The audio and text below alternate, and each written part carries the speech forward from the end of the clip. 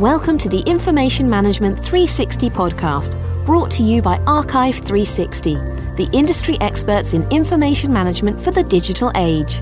The Information Management 360 podcast delivers thoughtful conversations about compliance, records management, data security, e-discovery, and much more, so you can learn how to better manage and protect your data in the cloud. So let's get started. Welcome to Archive 360's Information Management 360 podcast. This week's episode is titled The Next Hurdle for Information Governance. Privacy laws will drive big changes. My name is Bill Tolson, and I'm the Vice President of Compliance and e-Discovery at Archive 360. With me today is Steve Weissman, also known as the Gov Guy from Holly Group. Steve, thanks again for taking the time to join me today. Thanks for inviting me. Curious to see where this goes. Yeah, it's going to be a fun podcast. And really this idea that we've talked about before of the emerging privacy laws and what that means for companies in general, as well as the information management, information governance profession. And I think it's going to be interesting. So I'm looking forward to the discussion. So let me kick it off. Ever since the passage of the EU's GDPR data privacy law several years ago, many companies around the globe have also passed data privacy laws. I think at last count, there's like 135 or 140 countries have existing or passed new data privacy laws to protect their citizens from PII theft, misuse, the selling of PII by data brokers, and other things. So it got very serious, but still, I think to this day, the GDPR is the standard for privacy people to look at because it is so detailed and has massive fines associated with it. Also, in the last several years, the individual U.S. states, after waiting for the feds to get their act together for many years, the states have begun to pass their own data privacy laws. To date, there are 5 states with data privacy laws, California being the first, and then Virginia, Colorado, Utah, and Connecticut, with a whole bunch more still probably to happen the rest of this year, and then probably a bunch more by next year. Potentially by the elections in 2024, there'll be another 15 to 20 states with their own privacy laws, all slightly different. They have different definitions, different exclusions, different rights. They're all very close, but these differences are going to make it very complex for companies to track this stuff. So I think people are probably asking, so why is this topic important to information governance professionals? Well, let's get into our discussion with Steve and find out. Just to kind of set this up, Steve, and I know I've talked to you about this before, I've spoken with several privacy and security subject matter experts on this podcast, as well as several politicians, senators, state representatives, who have authored state privacy bills. It's obvious to me that these new privacy laws that will emerge over the next 2 years will change how corporate data will need to be managed, secured, made searchable, and disposed of. The corporate records manager's role has always been to capture and manage primarily only those documents that are considered records, and via regulatory compliance, data retention laws need to be kept. That usually amounts to 5 to 10% of all data in a company. Does that sound right to you, Steve? Yeah, it does. I wouldn't bet a lot of money on if that's the actual percentage. Yeah. Certainly in terms of orders of magnitude, it is really just, let's mix the metaphors. It's the tip of the information iceberg. There's no question about that. Yeah. But what's still surprising to me and somewhat concerning is that even though, especially from Europe, the privacy drum has been banged so loudly, it's not really being heard in the way perhaps you might hope here in the US.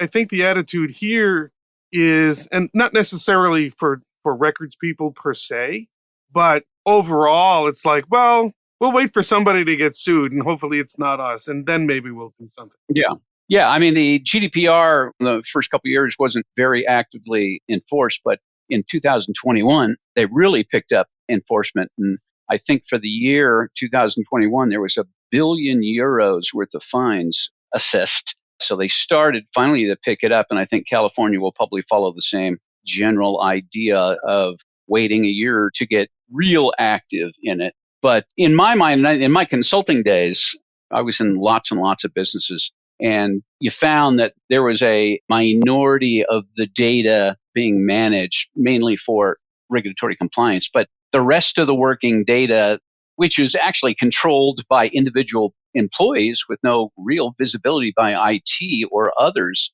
I think at least American culture, North American culture was, we're going to let the employees worry about that, and they can decide when they delete it, what they should do with it, how long to keep it, if ever. They really threw the responsibility off to the individual employees. Individual employees aren't records managers, so they didn't do anything. I don't remember doing anything with all the data I held as well. But that's, I think, one of the issues is, what about that data when it comes to privacy laws?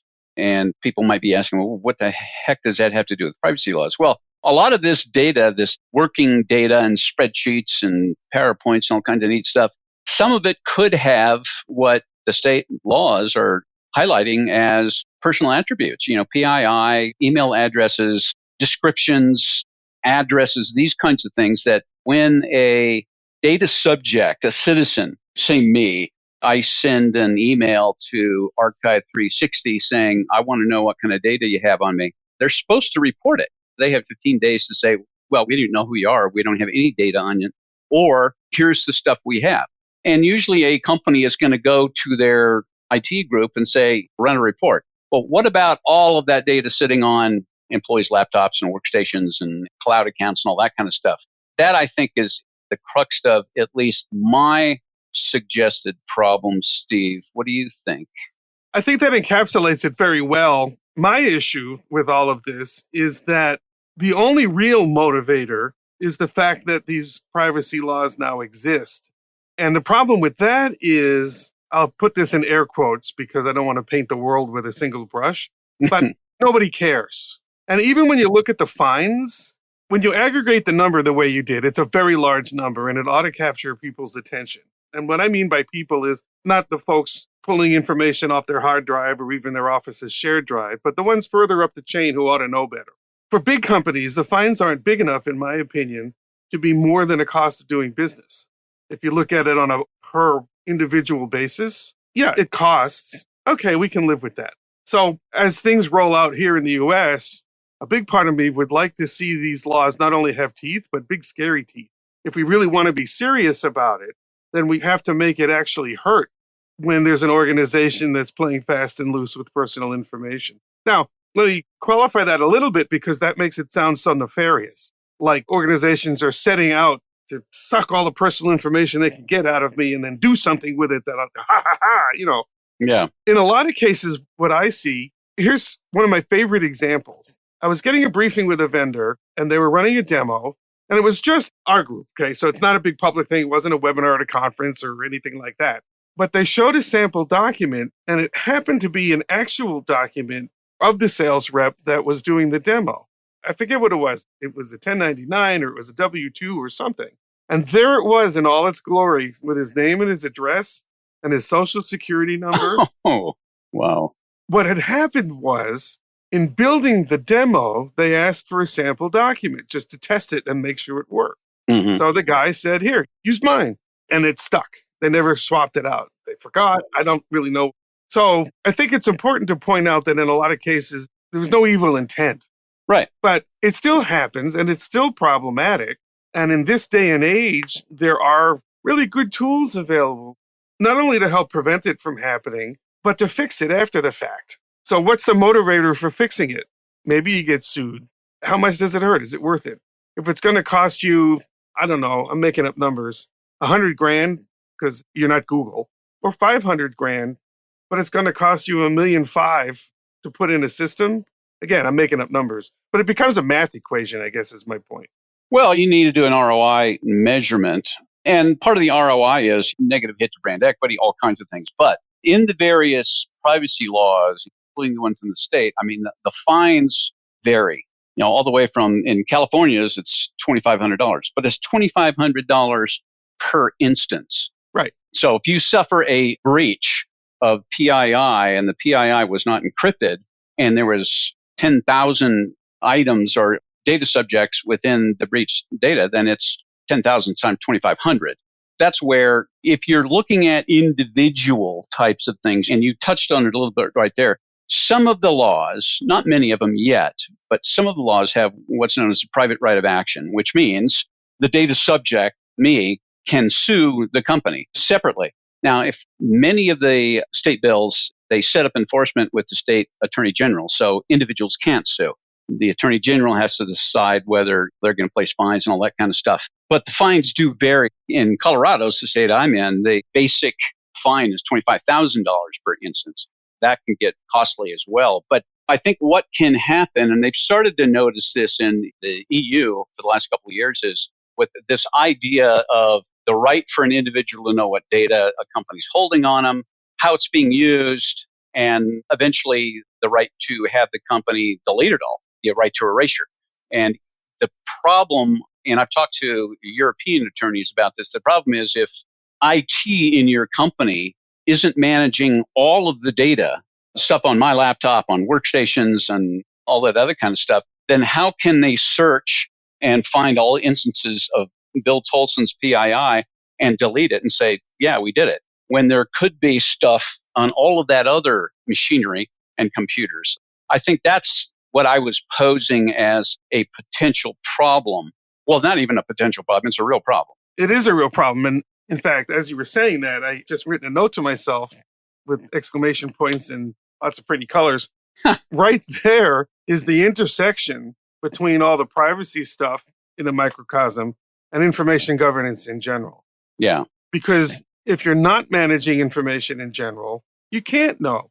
No. And even there, I haven't read every word of every law enacted and pending.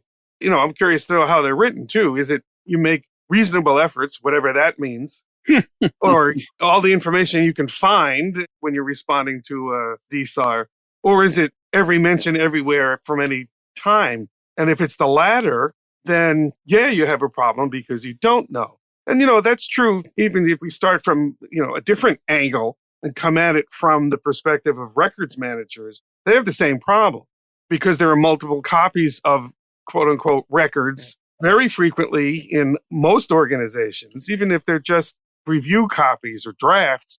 And so that's a whole separate but connected can of worms, which is the real one. And do you have to keep the drafts? And do you have a policy that says it all has to live in this repository and not in your desk drawer? So all this stuff, there are all these moving parts that really, to be effective to a certain point, organizations have to address kind of all at once, even though you can't do all of it all at once. Yeah. And then you brought up a good question. What do the laws say? And it's really funny. A lot of them, at least in the States, copy each other.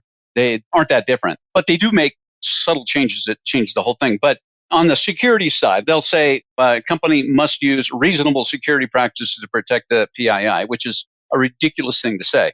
But they all say it almost exactly the same sentence when they're doing it. Define what's reasonable. A first-year attorney can fight that one pretty easily. But when it comes down to how the data is to be acted on, like you say, number one, what data do you have on me? They don't parse it. They say, well, you have to report back on what data, what PII you have, not what data is easily accessible or anything like that. It's what data. And then for the right to deletion is all PII for that given data subject must be deleted. Now the question, and again, it doesn't parse it. It doesn't say make your best effort or anything like that. They all say must be deleted. Now, one question that I have never gotten an answer to, and I've asked experts all around the world, first question is, what about that PII on that data subject that's sitting on a backup tape? Yeah, no kidding. Because if you're going to delete all of it, you have to actually delete all of it. And I talk to GDPR attorneys in the EU, and they all sit there and they're quiet for a minute, and they'll go, we don't know. Yeah. But the intent is all data must be deleted. All PII must be deleted. So what about, there has not been a case yet that's gone into the EU courts for that backup question. There hasn't been one in the United States as well. But the second question, which is as interesting, is when they say you must delete the PII, is that irrevocable delete? Mm-hmm. Because standard computer deletes are soft deletes. Right. They just remove the pointer to the data, not the data. Exactly. And most of the attorneys I've talked to have all said, even in the GDPR, they didn't necessarily say it, but they imply it, that data must be irretrievable. So if you delete it, it must be completely gone and cannot be brought back with Norton or something like that. But again, there hasn't been yet a case on that.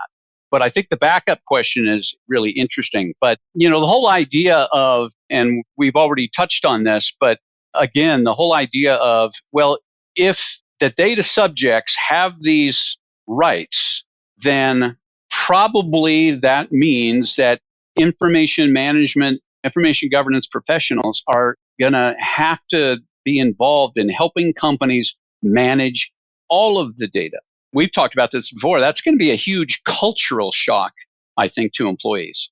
Oh, no question about it. It is already happening. In fact, see if I can put a rough number on it. I'd say 2/3 of the recent engagements that I've been involved with, because I am still in my consulting days, have been pointed in that direction. So it's like I've been given the responsibility to start making sense of this and to try, in a certain sense, to unify all the information silos that we have so we can figure out what information we have and kind of set the stage for the rest of the stuff to come. What's fascinating to me, and it's a little bit more of the point I touched on just a bit ago, these clients are coming to me from different directions. Some of them are the legal group within an organization. Certainly there are records people involved. Some come by way of IT, and they're all kind of sniffing around the same issues with their different perspectives. So a big part of the challenge here is often there are these multiple initiatives taking place from all of these different directions within a single organization, and they don't even know about each other's existence until at some point, and often it's me and my team, as we do our diligence, we say, hey, do you know that you have an IG group set up over there? Really? I didn't know that. We never heard anything from them. So it is beginning to happen. There is a small but growing recognition across. I'm waving my hands. You can't see that. A voice made for radio. Yeah. There is a growing recognition that this is a much more expansive notion than anybody first thought. And the things that they discovered going on that during the research, I'd just been told, oh, no, that doesn't happen. Do you have SharePoint sites that you don't know about? Which is kind of a silly question to ask an IT guy because it's his job to know about everything. So, of course, the answer is always, no, we don't have any of those. Well, would you be surprised to learn, really? They're not supposed to do that. Yeah. And in one case, they have, I forget how many dozens, I think, of SharePoint instances that all have the name test in one variation or another. So even like what's in it? I don't know. Well, I had a similar experience in my consulting days. I was at a very large company, and one of the first things I asked them was how many servers, how many data repositories, how many SharePoint, all that kind of stuff. And it took them about 2 weeks to finally get back to me. And they said, well, we have this many SharePoint servers or SharePoint instances and this many repositories. And we believe we have like 857 additional servers being used for various things. And I said, interesting. I said, have you mapped all that out? You're sure about that number? And they said, oh, yeah, no, we're sure about it. For some reason, I didn't necessarily believe them.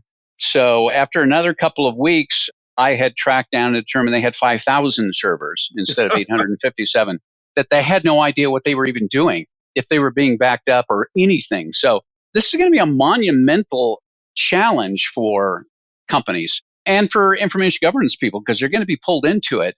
In my days, I think I only ran across 2 companies that actually was managing all of the data, including data on laptops and workstations and all that kind of stuff. And they do it with syncing capabilities and things like that. One was a big distiller and one was one of the big banks. And basically, they controlled how data was saved and all kinds of stuff. So those were the only 2. And when I have brought the subject up over the years, I get these looks from many people like, this guy's a nut, show him the front door, because physically, technically, you can't do that. But even more so culturally, you're not going to tell me what to do with my data. It's mine and it's for me to decide. I think that's technically, obviously it could be done.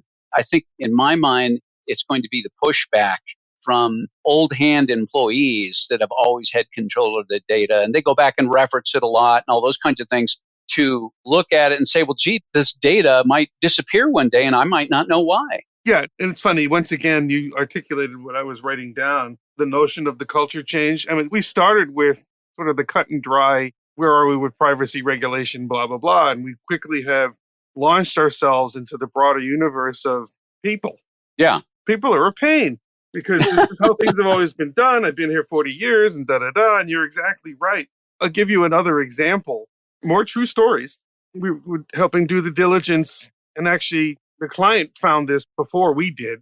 And it's one of the reasons that we were engaged, because it's like, it's got to be more of this. So there was a senior executive who, for whatever reason, was having really hard time getting into his email while he was on the road. They were using Outlook. So on his own, he took his PST file and he put it in Dropbox so he could get to it from wherever he was. And nobody knew it. And he felt justified because I'm important and I need, as you say, my email. And so I just went ahead and did this. So like nature, people will find a way. And again, we're into a much soupier mix because the way that you attack stuff like that, it's a whole combination of things, including policies and procedures and the enforcement thereof. Because as I like to say, having a good cop is completely meaningless unless you have a bad cop. So that's a big part of it. And it has to be uniform across the organization. And there has to be training and education in an ongoing way. And for me, it's like, you got to make this part of the onboarding process with new hires. Yeah. You're not going to do all this in 3 months. Eventually, as the old school retires or leaves, and the percentage of the staff grows in terms of who's newer, they're just going to come into the organization and be indoctrinated right from the start that this is how we manage our information. Yeah. It is a valuable asset to this organization. And it becomes the same thing as, welcome, here's your badge, here's your key, there's the men's room. And by the way, you can't put your PST file on Dropbox. Yeah. Data has a lot of value, but it also has a lot of risk, especially in now this privacy stuff, but also even in e-discovery, that PST thing you talked about. How would a corporate attorney be able to tell the judge, yeah, we did a complete search for e-discovery and later found out this guy had a PST in some place that no one ever knew, and he was one of the custodians that was targeted? That's a violation. Then think exactly the same thing, even with something as simple as PSTs. What kind of personal data could be on there? So I absolutely agree with you and this idea. And the question is, I think the overriding question is, it's not, are we going to have to do this? Is how are we going to do it? And we get into the culture problems and stuff like that. But as these laws get passed, we are not going to have 5 years, 10 years to change people's culture. It's going to happen a lot quicker. So I was thinking about that. And, eventually you want to control all of the information. That's the bottom line. That's where we're going. And does that mean applying retention disposition policies to it? And whether it's on your laptop or whatever it happens to be, I think that's where we need to get to, because we need to know what's in all of that information for the various regulatory requirements. But in the meantime, can we do something as simple as, well, gee, anytime you have your laptop and anytime you sync up to the network to get your email or something like that, it syncs any new data centrally. So at least we can index the stuff and say, yeah, here's some PII on Bill Tolson, and not try to manage the data yet, but at least know what's there so that if some troublemaker is constantly bugging company about, okay, what information do you have on me this month? And I want you to delete it and all this other stuff. At least you can consolidate all of the data to be able to search on it and index it and say, yeah, we know what data. We have access to our central systems. We have data from all of our edge devices, so at least we can respond to the DSAR. Right. And I'm smiling here too, because holy cow, Shades of Lotus Notes in the 1990s. Yeah. That was its model. Now, the infrastructure, it was great. First, I think it was great, and it was a great idea, and it worked pretty well. The issues I always had with it when it didn't work pretty well were infrastructural. Today, most of that has gone away. And what I mean by infrastructural, as much as anything, is bandwidth. Yeah. There are lots of different ways to architect that. I happen to like that, But the technology is within reach that if you wanted to keep it all centrally somewhere, and now we're back to privacy, the transborder data flow stuff, you could, and it would still work. Which reminds me of something you mentioned a bit ago about how, well, this is what IG people are going to have to wrestle with, which is true. But I'd modify that slightly to say this is where the IG people are going to come from.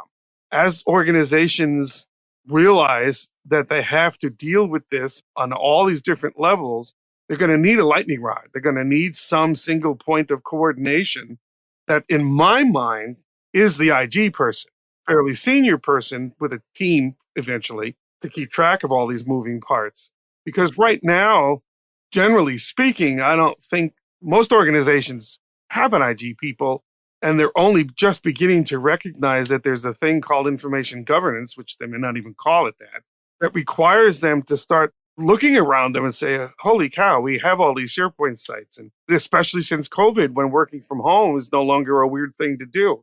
Now you talk about a distributed architecture, and what do? And, sorry, I'm on my soapbox a little bit. I love it. But think about like what's happening here. One of my close colleagues, getting certain engagements that require us to have separate machines to use that's the property of the client. Now, in a lot of cases, as consultants, we don't keep the data here because they set us up through a Citrix something or the equivalent so we can work on a virtual machine at their place. Mm-hmm. But increasingly, no, you have to have a separate machine. And it's always been, back to your point about this is mine, me-mail, I used to call it instead of email.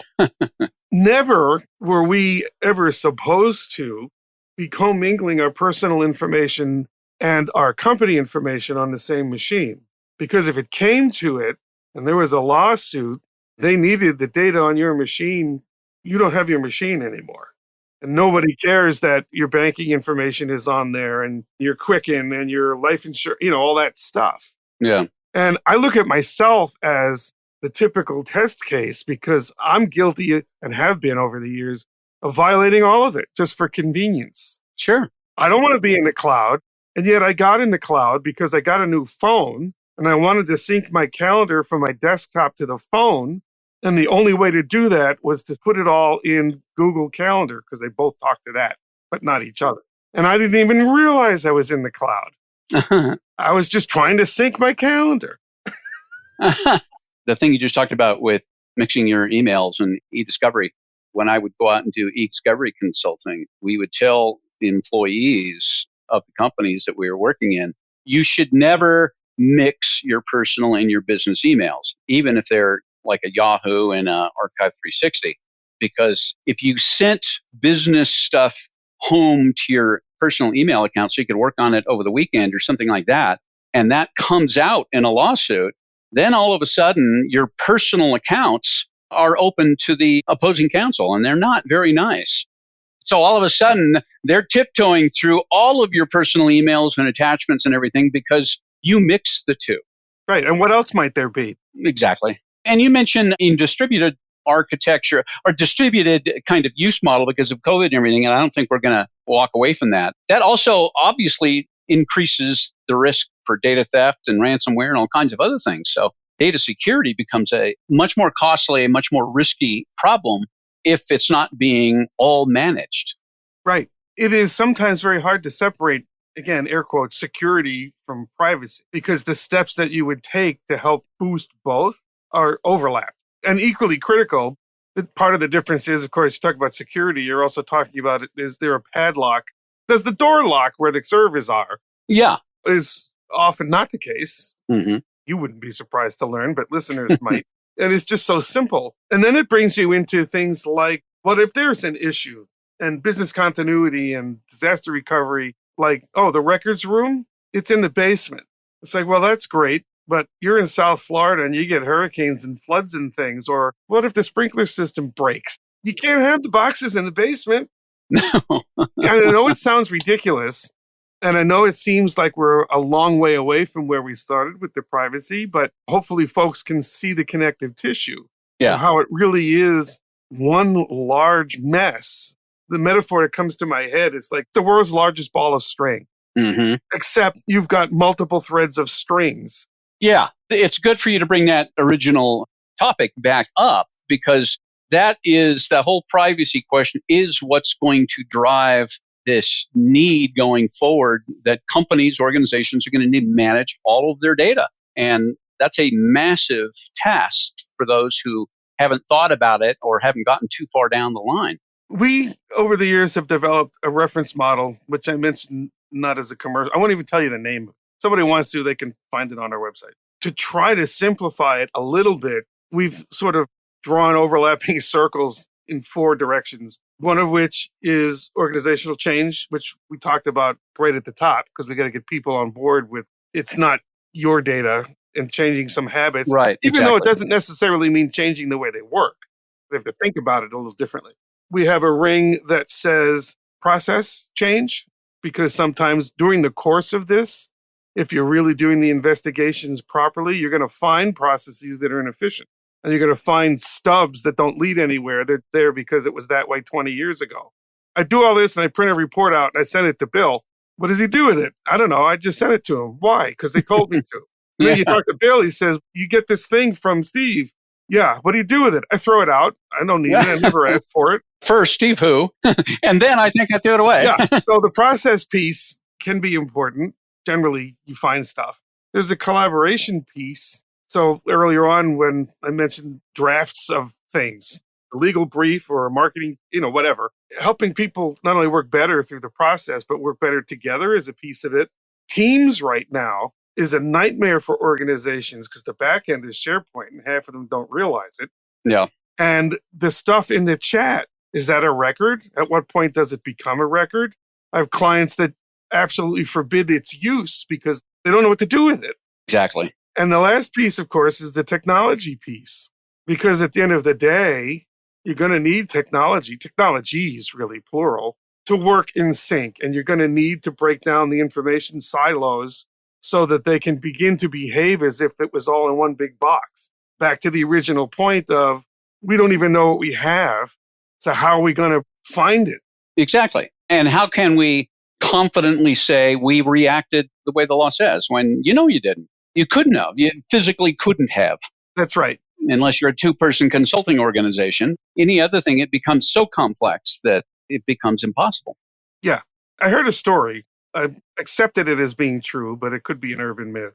A few years ago, somebody really put the question to Google, you have all my stuff, where is it? And they said, honest, again, caveat, I'm accepting this as true. I don't really know. But they said, the truth of the matter is we probably couldn't because the fragments would be spread across so many different servers.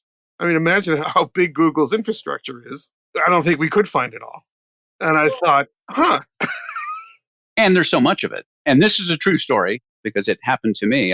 For many years, I had an Android phone and I switched to iPhone for all kinds of reasons. But I went into my Google account and after searching around for a long period of time, I found where the system had been tracking me through my phone everywhere I went for 9 years, all the way down to what streets I had driven on, what locations I had stopped at, where I had been in Hawaii on vacation and all of this stuff. And I'm sitting there going, oh my God. So I wanted to delete it. At the time, the only way you could delete it through the Google setup was 1 day's worth at a time. And this was for 9 years. Well, when Mary had a little lamb, that's how they know it followed her everywhere she went. It was darn scary. But one of the things I was going to say is, for information governance professionals, they're going to be involved, obviously, with a lot more data.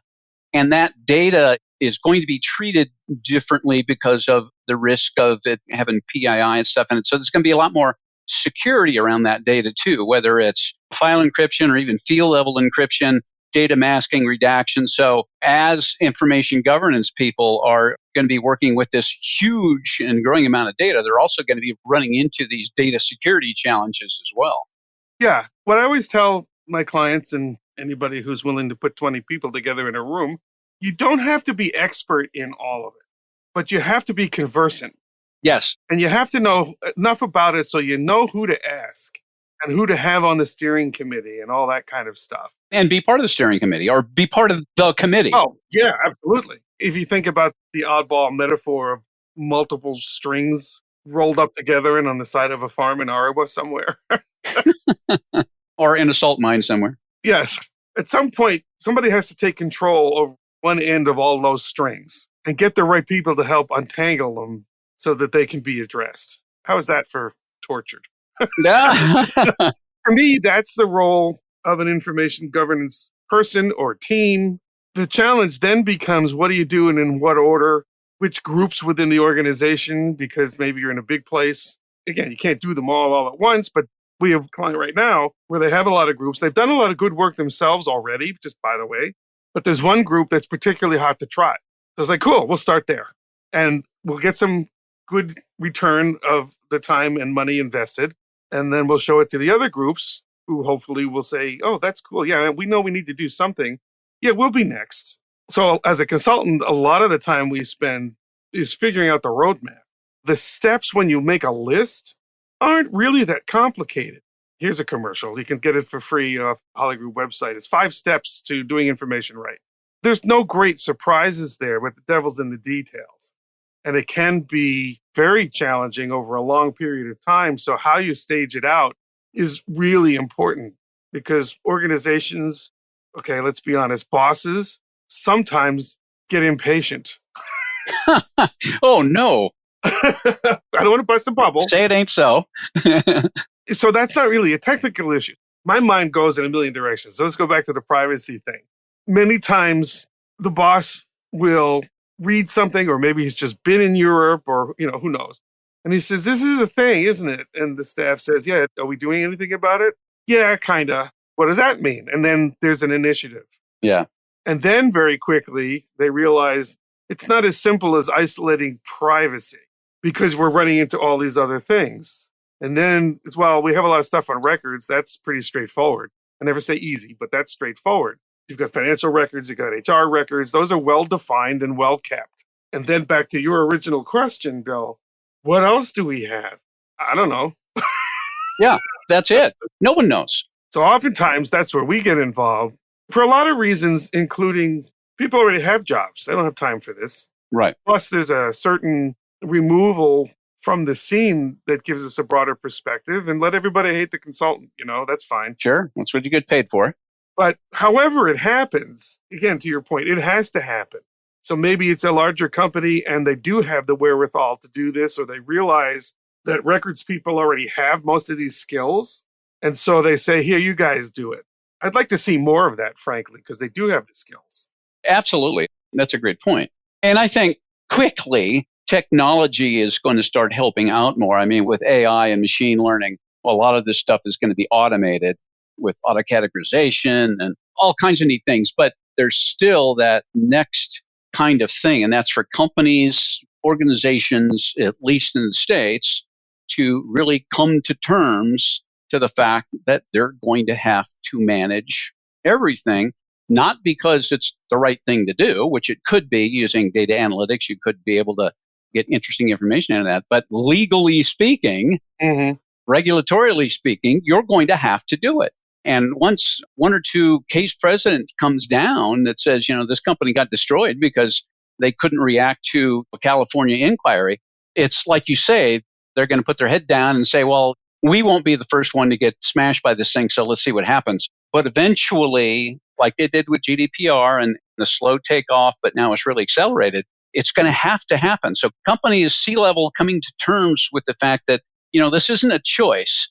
You're going to have to do it to lower your overall risk, and you'll get benefits out of it. I mean, even benefits for e-discovery. But it's like I said, and like you said, I think it's going to be, well, it will be a major culture shock, I think, for lots of people. So you need to start kind of setting the stage now with people, with employees and so forth. But to get to the point where you're not going to be sued by a data subject or even by a state attorney general, you're going to have to be showing that you're making the moves to get there as quickly as possible. Because especially the state privacy laws, they're like, gee, we just passed it on June 1st, 2022, and it's going to take effect the end of the year. Meaning you have to be following the law by the end of the year, or some of them are a year out, but they're not going to wait around and give you exemptions and stuff. It's going to be all hands on deck. Ironically, the good news is there's really nothing better to help shock a culture change than new laws, because the answer is, hey,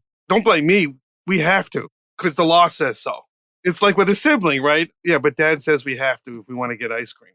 Yeah. All right, So to say there's this new law and we have to do this, even if that's possibly the wrong reason, it's a great reason because it's unquestionable. Black and white. Yeah, right. So in some ways, that's a good thing.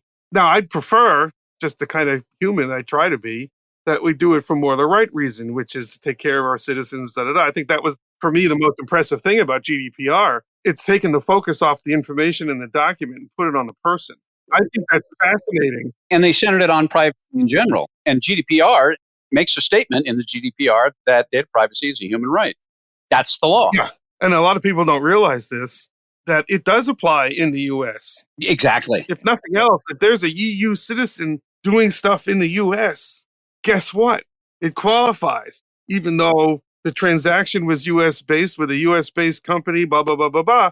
It's about the person. Yes. And I'm like, as a humanist, or whatever label you want to put on me, I think that's amazing. And I don't know why it's so shocking. Well, you say people don't realize this, and you're absolutely right. All of the privacy laws, including the individual U.S. state privacy laws, are global in nature. I'm sitting here in Colorado, and some company in Australia might have collected my data, either via consent from me or without me knowing about it.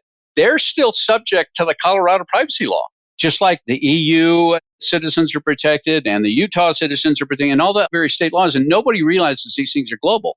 That's a complicating factor because your pool of potential data subjects is worldwide. And the expense on that is going to be massive. I think the expense for just managing data that companies are experiencing is going to grow by factors. I saw one study, and you mentioned DSARs, data subject access requests. I write about it a lot. And I think you're going to find organizations and individuals who use filling out DSARs as an offensive weapon, just to screw with a company, number one. Yeah. But I saw data from two different market research firms that basically said, right now, the average company in the United States or the United States and the EU is receiving approximately 147 data subject access requests per month at a cost of $1,400 each to respond to them, because I got to go out and look in all the various repositories and fill out reports and stuff, which right now, that's a average monthly cost of $200,000 just because of responding to DSARs. Mm-hmm. You can imagine with a huge growth in these privacy laws, including all the states, that 147 is going to be 2,000, 3,000, and you're going to be looking at millions of dollars per month defensively responding to DSARs. And that's the math equation I inarticulately mentioned before that you translated so well. At a certain point, if the fines are not hefty enough, it's a cost of doing business because it's cheaper than, I'll just pay the fine. Yeah. It's not easy. It's not even straightforward, but it is happening. It is happening. And I think, technology is going to get better at it. I've talked to companies that have DSAR response applications and using all kinds of interesting technology. And I think that's going to be built into a lot of things. But like you've said, like I've said, there are other costs involved in this stuff besides just a fine. But the fines can get hefty as well. But Steve, we're reaching the end here. So this has been a fantastic conversation. So for all the listeners, we'll wrap this edition up of the Archive 360 Information Management 360 podcast. I really want to thank Steve for a really fun and insightful conversation. And thank you for having me. Yeah, we should do this again. I would love to. You brought up a lot of things I hadn't thought of, so I really appreciate that. But again, to the listeners, if anyone has questions on this topic or would like to talk to a subject matter expert, please send an email mentioning this specific podcast to info, I-N-F-O, at archive360.com, or you can send it to my email address at bill.tolson, T-O-L-S-O-N, at archive360.com, and we'll get back to you as soon as possible. Also, you can send questions or inquiries to Steve Weissman at Steve, S-T-E-V-E, at Hollygroup, HOLLYGROUP.com. Also, check back on the Archive 360 resource page for new podcasts with leading industry experts like Steve on really some diverse subjects that I think you'll find interesting. We talk about data security, data privacy, information management and governance, records management, compliance, e-discovery, all kinds of interesting things. So with that, Steve, again, fantastic. Really enjoyed it. And thanks for taking the time. It's great. Thank you, Bill. Thank you for joining us today on the Information Management 360 podcast, brought to you by Archive 360, trusted by organizations worldwide to manage their data in their cloud under their control. To subscribe to our show or to find out how you can address today's challenges in information management, visit archive360.com/podcasts.